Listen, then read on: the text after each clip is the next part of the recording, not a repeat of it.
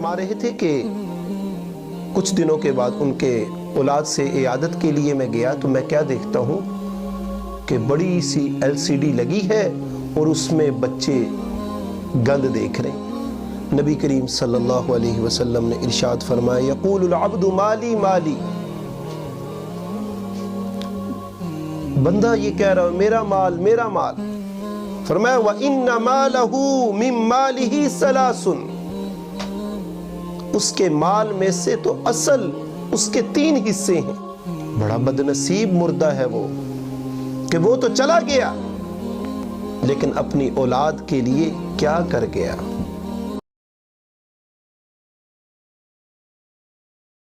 اللہ تعالیٰ نے کسی کو غریب بنایا ہے، کسی کو مالدار بنایا ہے، یہ اللہ کی مرضی ہے۔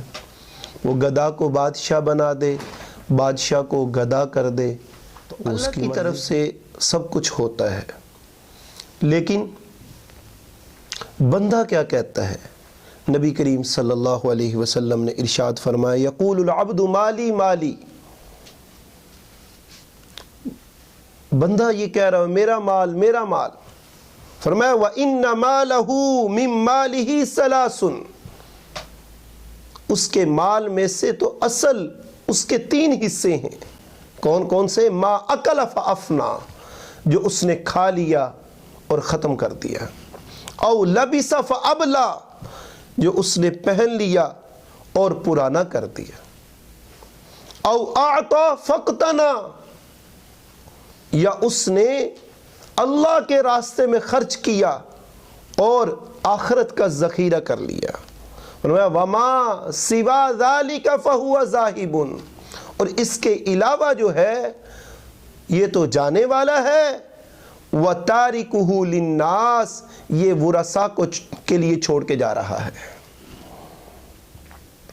اس لیے 3 حصے مال کے ہمارے پاس ہیں، جو ہم نے کھا لیا، جو ہم نے پہن لیا، یا اپنی زندگی کے اندر ہم نے اللہ کے لیے اللہ کے راستے میں فقراء، غرباء، مستحقین تک پہنچا دیا۔ اس کے علاوہ یہ ورثاء کا ہے۔ ایک روایت سنیے، نبی کریم صلی اللہ علیہ وسلم نے ارشاد فرمایا صحابہ سے، فرمایا کہ تم میں سے کون ایسا ہے جس کو اپنے مال سے زیادہ اپنے وارث کا مال محبوب ہے؟ اپنے مال سے زیادہ اپنے وارث، ورثاء، جو پیچھے چھوڑ جاتا ہے بندہ موت کے بعد، ان کا مال زیادہ محبوب ہے؟ تو عرض کیا ہم میں سے تو ہر ایک کو اپنا ہی مال پسند ہوگا، وہ ورثاء کا تو نہیں کوئی پسند کرے گا۔ آپ صلی اللہ علیہ وسلم نے فرمایا جب یہ بات ہے تو معلوم ہونا چاہیے کہ آدمی کا مال بس وہی ہے جس کو اس نے آگے چلتا کر دیا، اور جس قدر اس نے بعد کے لیے رکھا وہ اس کا نہیں بلکہ اس کے ورثاء کا ہے۔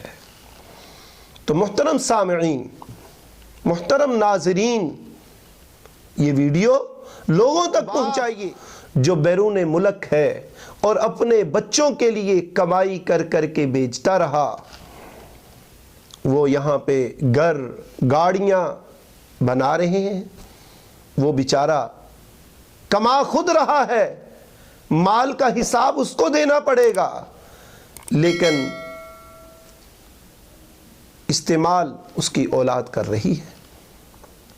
میں آپ کو اس کا ایک واقعہ سنا دیتا ہوں۔ پاکستان سے بیرون ملک کاروبار کے لیے گیا، کمائی کے لیے گیا، وہاں سے پیسے بھیجے، اولاد نے بہت اچھا گھر بھی بنا لیا، اور اسباب کا اختیار کرنا برا نہیں ہے، لیکن ان اسباب کے اندر لگ کے مسبب الاسباب اللہ کو بھول جانا، اللہ کی نافرمانی میں آ جانا، یہ غلط ہے۔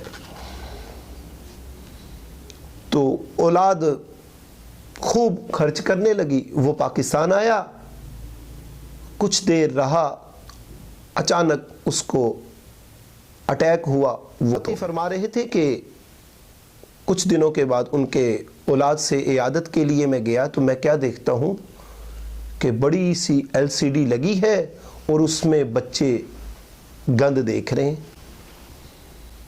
بڑا بدنصیب مردہ ہے وہ کہ وہ تو چلا گیا لیکن اپنی اولاد کے لیے کیا کر گیا، پیچھے جتنا گناہ ہوتا رہے گا وہ سارا کا سارا اس کے کھاتے جاتا رہے گا۔ اس لیے کبھی زندگی کے اندر اللہ نے مال دیا ہے تو جتنا ہو سکے اللہ کی طرف سے اسراف کے بغیر کھانا ہو کھا لیں، اچھا پہننا ٹھیک ہے پہن لیں، اور اللہ کے لیے کچھ دیتے رہیں۔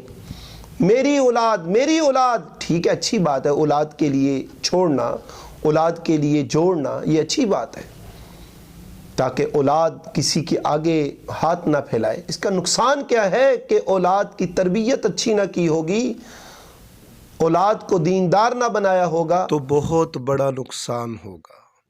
تو اس لیے کوشش کر کے اپنے آپ کو بڑا دیندار بنائیے۔